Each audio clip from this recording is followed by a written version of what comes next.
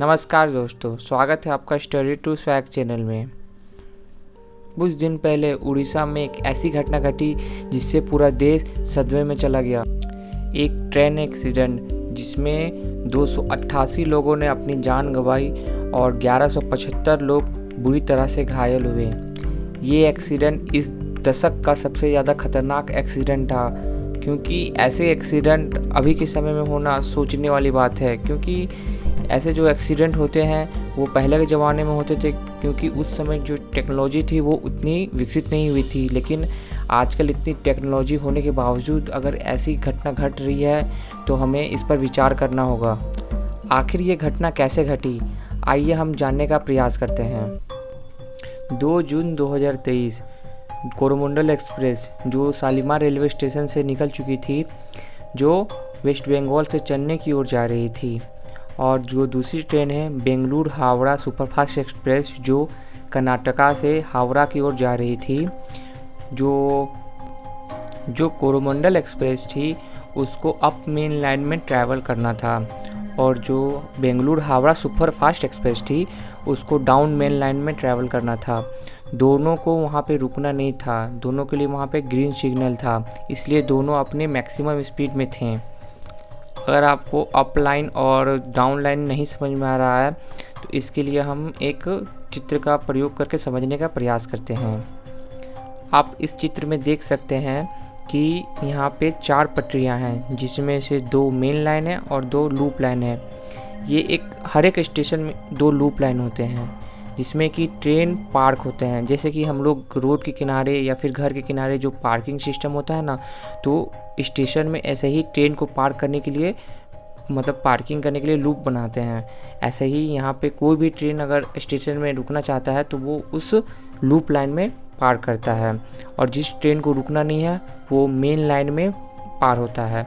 तो यहाँ पे जो कोरोमंडल एक्सप्रेस थी और जो Bengaluru Howrah super fast express थी, दोनों को अप मेन लाइन और डाउन मेन लाइन में पार होना था।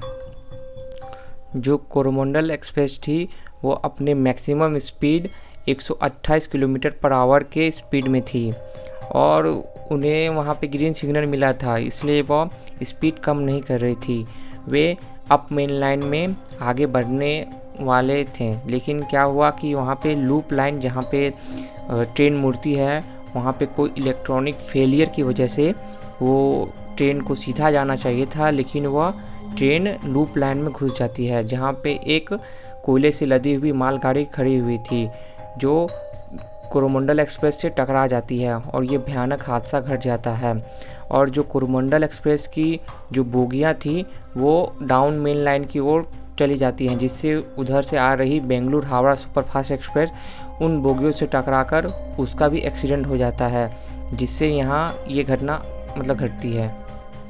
बहुत सारे लोग इसमें लोको पायलट की गलती बता रहे थे, लेकिन रेलवे के द्वारा यह क्लियर कर दिया गया है कि इसमें लोको पायलट की कोई भी गलती नहीं थी, क्योंकि लोको पायलट का जो काम होता है वो स्पीड बढ़ाना, ट्रेन रोकना ही होता है, और जैसा उसको सिग्नल मिलेगा उसके अनुसार उसको काम करना रहता है। तो वहाँ पे उसको ग्रीन सिग्नल मिला था, इसलिए वह अपनी टॉप स्पीड में जा रहा था।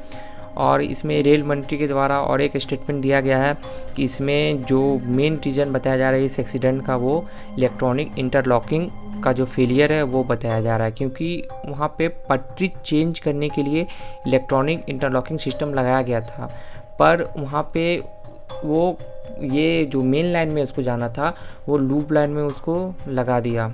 इसकी वजह से वो जो कोरोमंडल एक्सप्रेस थी वो लूप लाइन में घुस गई और ये हादसा घट गया।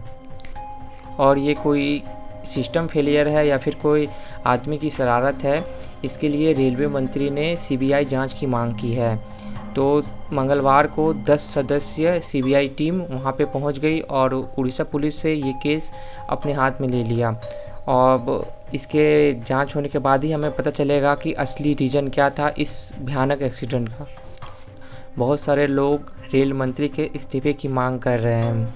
हमारे रेल मंत्री अश्विनी वैष्णव जी घटने के होने के बाद वहाँ पे पूरी तरह से मौजूद हैं, और वे इस पूरी जांच में शामिल थे, और पूरी कोशिश की जा रही है कि इस घटना का कैसे घटा वो सही पता लगाया जाए। कुछ लोग रेल मंत्री के इस्तीफे की मांग कर रहे हैं, लेकिन जो अश्विनी वैष्णव जी हैं वे मोदी सरकार में कुछ शानदार मंत्रियों में शामिल होते हैं, क्योंकि इन्होंने अपनी इंजीनियरिंग की डिग्री इलेक्ट्रॉनिक कम्युनिकेशन में की है और वे इसमें गोल्ड मेडलिस्ट भी रहे हैं। इन्होंने एमटेक किया है IIT कानपुर से, इन्होंने MBA भी किया है।